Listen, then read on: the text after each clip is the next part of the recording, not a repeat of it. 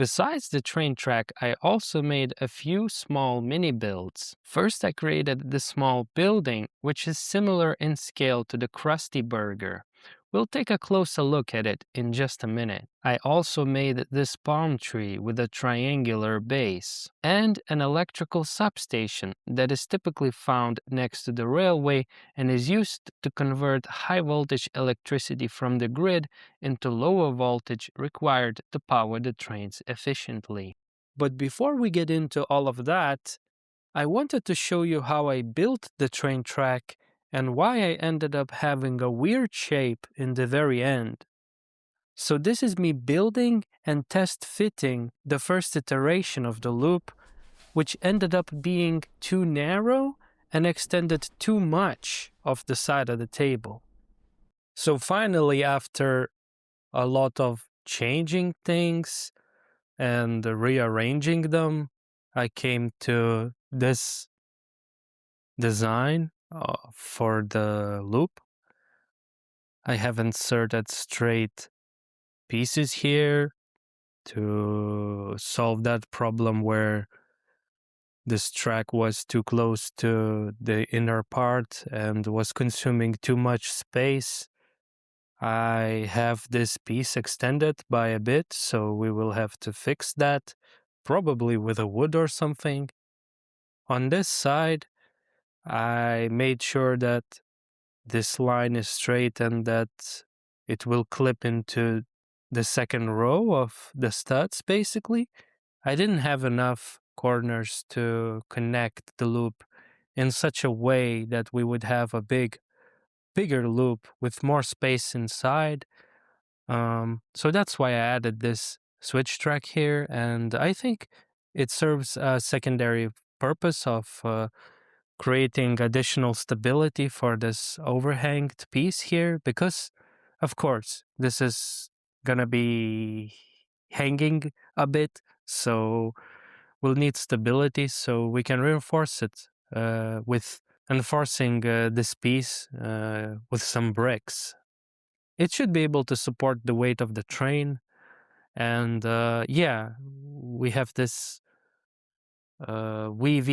wavy part here, which I think adds a bit more realism. It's not a perfect loop, which makes it more interesting.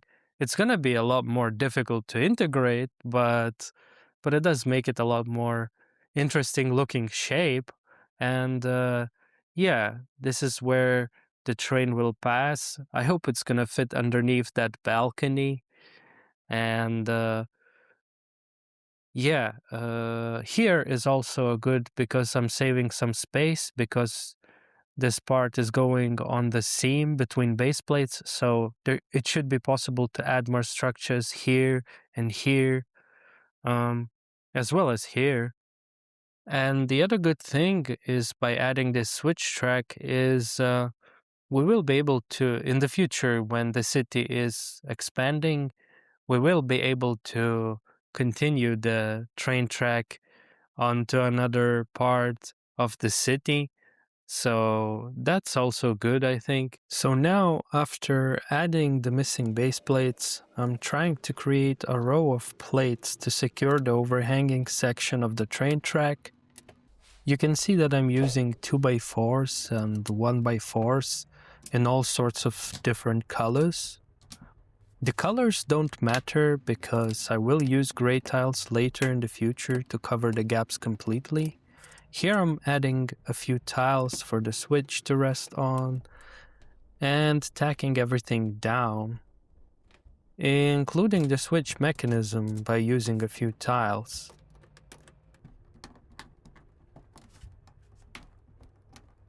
So here's a closer look at the solution for the switch mechanism. You can see that I placed 3 2x2 tiles underneath it because it doesn't have stud holes on the bottom surface, so it can only be secured from above. And on the other side, I'm simply laying white 2x4s in a row because I don't have the same problem that I had on the overhanging edge. This whole section is stacked down on this side So if we want to run the train here, the weight will be here. So we need to connect the base plates together somehow, reinforce that, but I don't think it's possible for the track itself to separate from the plates underneath. So this is pretty good. And on the other side, we tacked that part temporarily. In the future, I will add, plates on this edge and in the middle so that we could nicely integrate it into the surrounding area. But now, what mattered to me at this point is to tack down one and the other side so that we could build the Orient Express train that I have and run it in this loop. And I haven't yet, come to the point of tacking down sides because this is going to be a bit challenging because this is like really random angles and it doesn't align with the Lego grid. So we'll have to think about what to do with that, but I think having two sides a bit tagged down makes it possible to start using it because you won't be able to actually move the track while the train is in motion. The red building is intentionally primitive in shape. The front facade features recessed window and doors. You can see that there's an awning above the window, which is constructed using 4 curved slopes. The doors are retired. They're no longer available on the Lego store. You can get them in the aftermarket, but you will have to pay a premium. I was lucky that my sister's boyfriend donated that massive box of Lego which contained these doors. So thanks to him and to my sister. On the back side, I used a different door type and a different slope for the awning, but the color scheme is the same. I've included ventilation grills at the top, mostly because I don't have enough red tiles. But what's cool about the roof of this building is that you can remove the panels in the center to reveal what's inside. Well, at this stage, there's nothing. No interior, not even floors, because I was focusing on the exterior. But in the future, we might turn this into a small grocery store. It would be cool to change these panels to transparent ones, to have like a sunroof. But for that, I have to create the interior first. Even though the building itself is really simple, it helps to fill that empty green area. And I think that a Lego city should have both large modulus and small buildings, just like real cities are. You can also say that it acts a bit like a filler. It's not going to draw the eye the same way like the modulus do, so it won't distract from the modulus, which is a good thing.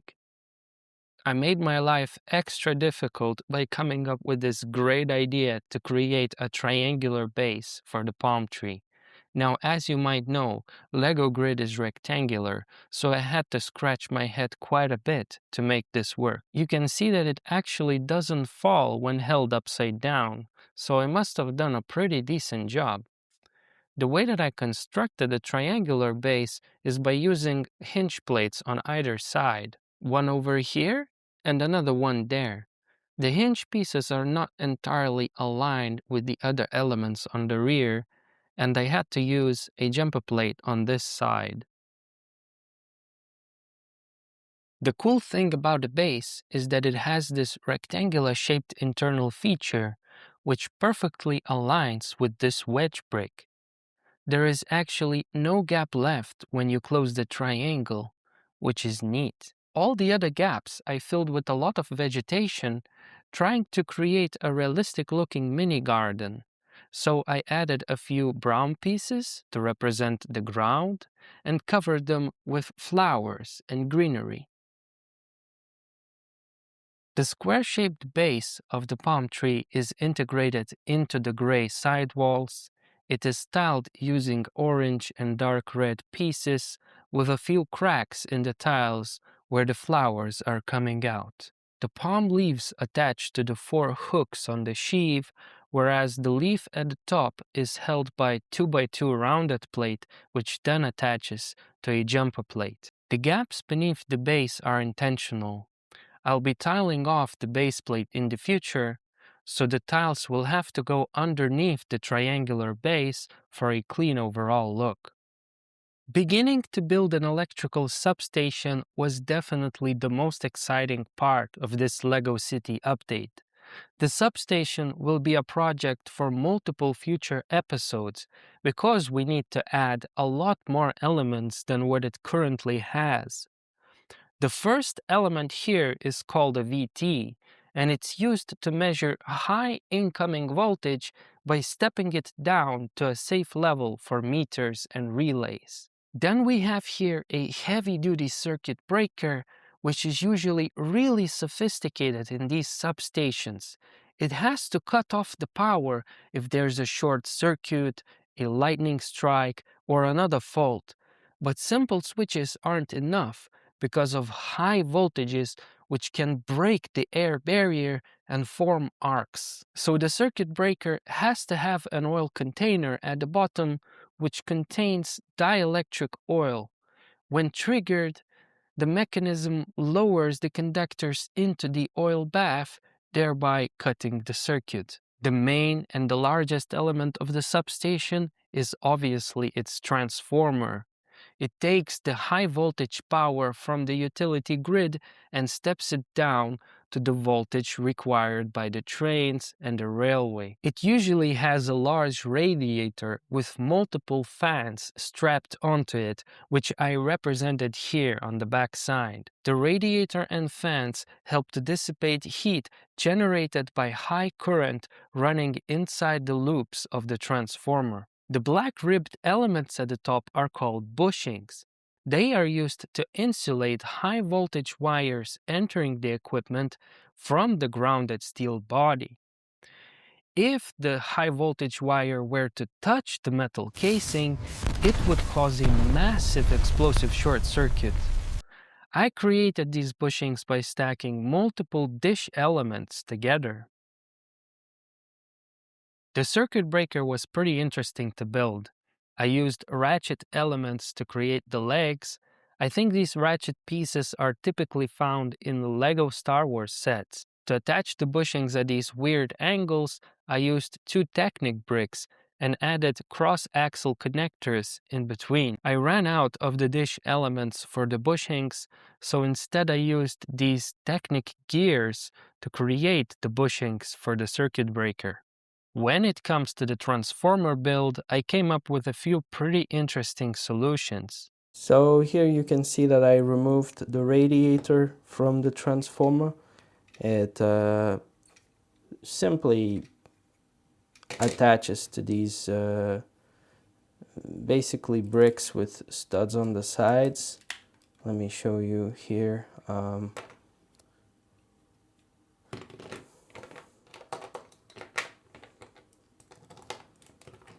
These kind of bricks. I laid them all the way around on all 4 corners, and that's how I can attach both the radiator to this section of these bricks, the side walls on both sides of the transformer, and the front wall. Yeah, and then these bushings I put on ratchets as well, and they also attach into the sidewall here, whereas the top bit I can angle like I want to, because usually I seen examples of them being angled. And the front actually is attached also like this. There's 2 of the same pieces that I just showed you, and then at the top I have a few 1x1 bricks with a place for these cross bars. These bushings, they're also made out of dish elements, although I gotta say this was really interesting because I used a piece like the axle that runs all the way along this gray part, which is actually what you find when you order train tracks, and they are joined together using this axle. So it's actually illegal building technique. It's not an official Lego part. Here's the unboxing of that massive box that my sister's boyfriend James and my sister donated.